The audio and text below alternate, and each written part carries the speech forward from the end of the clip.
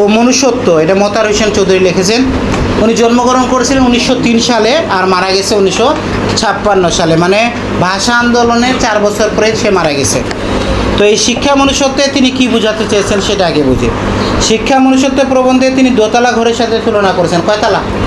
দোতলা ঘরের সাথে তুলনা করেছেন। সেই ঘরের নিচের তলা হলো জীবসত্তা, মানে যে আমি যে কথা বলতেছি, বাঁচে আছি, নড়াচড়া করতেছি, এটাই জীবসত্তা। তাহলে নিচতলা হলো কি বলেন? জীবসত্তা। আর উপরের তলাকে বলছে মনুষ্যত্ব। মনুষ্যত্ব মানে মানব সত্তা। আর মানব সত্তা মানে কি? স্যার মানব সত্তাটা আমি বুঝি না, মনুষ্যত্বটা আমি বুঝি না, একটু বুঝাই বলেন। আচ্ছা বুঝাই বলতেছি। মানব সত্তা কথাটার অর্থ হলো যে তুমি যে কর্মগুলো করেছো, মরার পরেও যদি তোমার কর্মগুলোকে স্মরণ করে বিবেক দিয়ে, এটা হলো মানব সত্তা, মনুষ্যত্ব। এই দুইয়ের মধ্যে রক্ষা করে শিক্ষা। শিক্ষার মাধ্যমে অন্য বস্তুর চিন্তার নিগড় থেকে মুক্তি পেয়ে মনুষ্যত্বের স্বাদ লাভ করা যায়। আর মানব সত্তা তাৎপর্য বোঝার জন্য অন্য বস্তুর চাহিদা পূরণ হওয়া প্রয়োজন। কথা বুঝছো? তার মানে এই যে অন্য বস্ত্রের প্রয়োজন হলো আমাদের কিসের জন্য? মানব সত্তার জন্য, বেঁচে থাকার জন্য। আর এই যে মনুষ্যত্বটা হলো মুক্তি পাওয়ার জন্য। কথা বুঝে গেছে? কী থেকে মুক্তি পাওয়ার জন্য? যে আমাদের মানুষের যে অভিশপ্ত জীবন, এটা থেকে মুক্তি পাওয়ার জন্য। মানুষ যেন আমাদেরকে নিয়ে প্রশংসায় পঞ্চভূত থাকে। আমাদের মনুষ্যত্বের কারণে কেউ ঘৃণা করে, আমাদের মনুষ্যত্বের কারণে কেউ আবার ভালোবাসে। মনুষ্য থাকলেই মানুষ বলা হয়। যার মনুষ্যত্ব বিবেক আছে তাকে মানুষ বলা হয়। আর মনুষ্যত্বহীন মানুষ যারা, তাদেরকে বলা হয় পশু। এই জন্য বলা হয়েছে মনুষ্যত্বহীন ব্যক্তিকে কি বলা হয়? পশুর সমান বলা হয়। জ্ঞানহীন মানুষ কিসের সমান? পশুর সমান। এই কথাটা বলা হয়েছে এখানে, এই কথাটাই বারবার উল্লেখ করেছেন। তিনি বলেছেন জৈবিক চাহিদা যদি পূরণ করতে চাও, একই সাথে মনুষ্যত্বের আহ্বানে সাড়া দিতে হবে। এই দুইয়ের মধ্যে যথাযথ সমন্বয় প্রয়োজন রয়েছে। তো এখানে শিক্ষা গ্রহণের মূল উদ্দেশ্য হচ্ছে অন্তরের আত্মশুদ্ধিকতা, অন্তরটাকে ঠিক রাখা, মনুষ্যত্বটাকে ঠিক রাখা। আর কেবল বাহিক পরিপাট্য ভালো নয়, বা বাইরে থেকে তুমি দেখাচ্ছ যে আমি একদম পরিপাট্য খুব ভালো, এটাকে বলা হয়েছে লেফাফা দুরস্তি। লেফাফা দুরস্তি মানে কি? বাইরে ফিটফাট, ভিতরে সদরঘাট। কথা আছে না? বাইরে দেখতে একদম অত্যন্ত সুন্দর, মাকাল ফলের কথা বলি না কেন, এত সুন্দর বাইরে দেখতে মাকাল ফলটা, কিন্তু এই মাকাল ফল যখনই ভাঙবা এর দুর্গন্ধে বেহুশ হয়ে যেতেও পারো। এত পচা দুর্গন্ধ কালা, ভিতরটা খারাপ। খালি বাইরে দেখতে সৌন্দর্য, ভিতরটা খারাপ। এই জন্য তো বলে গেছেন চকচক করিলেই, মানে কি বাইরে চকচক দেখলেই চেনা যায় না, তার ভিতরটা দেখতে হবে। আর বাইরেরটাকেই বলা হচ্ছে আমাদের, বলেন বাইরেরটাকে বলা হচ্ছে জীবসত্তা। আমি যে নড়তেছি চড়তেছি বলছি, কিন্তু ভিতর থেকে যদি আমি ভালো আচরণ করি, ভালো ব্যবহার করি, তখন বলে লোকটা মনের দিক দিয়ে ভালো, ছেলেটা কার?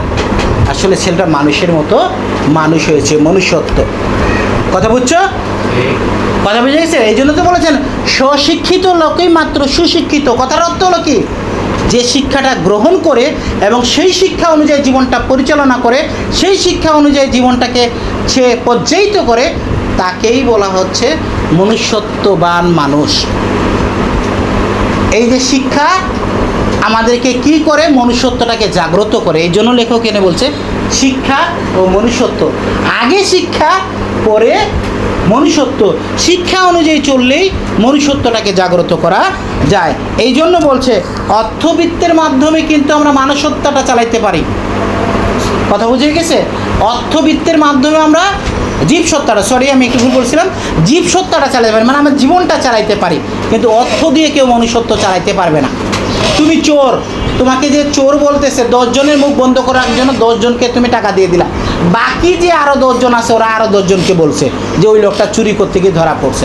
মানে চোর নামটা ঘুষানোর জন্য তোমার যত টাকা ব্যয় করো না কেন, দাড়ি লাগাও, টুপি লাগাও, তুমি তসবি হাতে নিয়ে যদি হাঁটো, মসজিদের সামনে থাকো, তবু এক লোক বা এক বাচ্চা দাঁড়িয়ে বলবে ওই যে হুজুরটা দেখতে পাচ্ছিস না, ওই আমাদের এলাকায় ওই দিন চুরি করতে গিয়ে ধরা খায়, মার খাইছিল।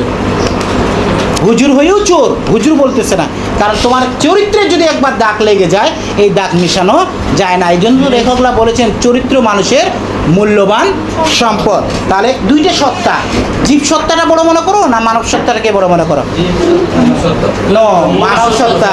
জীব সত্তা মরে যায়, পচে যায়, গলে যায়, এটা লেখা আছে, মাটির সাথে মিশে যায় জীব সত্তা। তোমার জীবন আজকে মারা গেছে, তোমার দেহের কোনো মূল্য নাই। তোমাকে কালকে বলবে কি এই লাশ, তোমার নামও বলবে না, এই লাশটা কোথায়, লাশটা গোসল করাও, লাশটাকে নিয়ে আসো, লাশটা দিয়ে জানাজা করাও, লাশটাকে মাটিতে দাও, মাটির ভিতরে ঢুকাও, পুতো মাটি দাও, লাশটা নামও নাই তোমার। কিন্তু লাশ পুঁতে দেওয়ার পরে বাসায় এসে যখন অনেক লোক আলোচনা করে ছেলেটা অনেক ভালো ছিল, এই গাছটা দেখে যদি বলে এই গাছটা ওই ছেলের হাতে লাগানো, মসজিদটার গেটটা দেখে বলতেছে এই গেটটা ওই মসজিদটার এই ছেলেটা দান করছিল, তার মানে তুমি ওই মসজিদের গেট যতদিন আছে ততদিন তুমি তাদের ঈদে বেঁচে আছো। ওই জন্য একটা ভাব সম্প্রসারণ আছে, মানুষ বাঁচে তার কর্মের মধ্যে, বয়সের মধ্যে নয়। জন্ম হোক যথাতথা, কর্ম হোক ভালো। নহে আশরাফ আছে যার শুধু বংশ পরিচয়, সেই আশরাফ জীবন যার পূর্ণ কর্মময়। মানে কর্মের মাধ্যমেই মানুষ বেঁচে থাকে, টাকা পয়সা জীবনের মাধ্যমে মানুষ বেঁচে থাকে না। 500 বছর বাঁচলেও তোমাকে ভুলে যাবে মানুষ, কিন্তু তোমার মনুষ্যত্ব ঠিক থাকলে 100 বছর না 50 বছর বাঁচলেও তোমার মনুষ্যত্ব, বিবেক, ব্যবহার ঠিক থাকলে তোমাকে সবাই মনে রাখবে। এরকম একজন ব্যক্তি হিসেবে পৃথিবীতে আল্লাহ তাকে পাঠিয়েছিলেন, মাত্র 63 বছর বাঁচছিলেন। সে ব্যক্তির নাম কি? বিশ্ব নবী নবী হজরত মোহাম্মদ। 63 বছর বাঁচছিলেন, কিন্তু তার নাম বললে হৃদয়টা কেঁপে ওঠে। তিনি উম্মতের জন্য এখনও কিন্তু উম্মতি উম্মতি বলে কাঁদে। তার জীবনে তিনি 63 বছরে একটা মিথ্যা কথা বলেনি।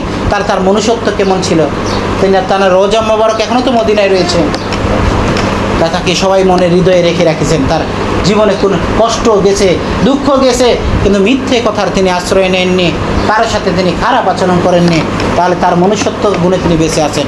এটা হলো বিশ্ব নবীর কথা। আর শিক্ষার মনুষ্যত্বের দিক দিয়ে এদিকে যদি আমরা বলি কাজী নজরুল ইসলামের কথা, উনি বলছে আমি মরলে মসজিদের পাশে কবর দিও ভাই, রোজ প্রতিদিন যেন 5 ওয়াক্ত নামাজের আজান শুনতে পাই।